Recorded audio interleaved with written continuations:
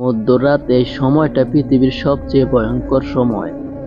কারণ দিনের বেলা মানুষ অভিনয় করতে পারে, হাসতে পারে, নিজেকে শক্ত দেখাতে পারে, কিন্তু রাত 2টার পর যখন চারপাশ নিঃশব্দ হয়ে যায়, তখন মানুষ নিজের আসল কষ্টের সামনে দাঁড়িয়ে যায়। আর সেই কারণে মধ্যরাতে একা মানুষগুলো সবচেয়ে বেশি কাঁদে।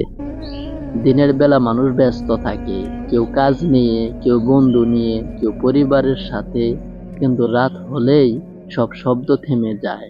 তখন মনে পড়তে শুরু করে কারা ছেড়ে চলে গেছে, কারা বিশ্বাস ভেঙেছে, কারা প্রয়োজন শেষ হলে দূরে সরে গেছে।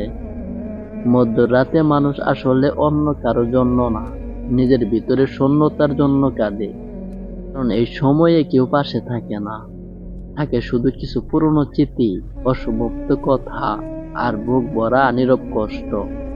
অনেক ছেলে আছে যারা সারাদিন শক্ত থাকার অভিনয় করে, কিন্তু রাতের অন্ধকারে চুপচাপ ফোনের স্ক্রিনের দিকে তাকিয়ে থাকে আর ভাবতে থাকে, আমি এত একা কেন।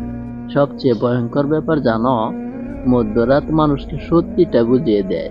যাকে নিজের মানুষ ভাবছিলে, সে আসলে কখনোই তোমার ছিল না। যার জন্য এত কষ্ট করেছিলে, সে হয়তো এখন অন্য কারোর সাথে হাসছে। তবুও মানুষ বেঁচে থাকে, কারণ কষ্ট মানুষকে ধীরে ধীরে শক্ত বানিয়ে দেয়। একদিন এই নীরব কান্নাগুলোই তোমাকে এমন একজন মানুষ বানাবে, যে আর কাউকে নিজের দুর্বলতা দেখাবে না।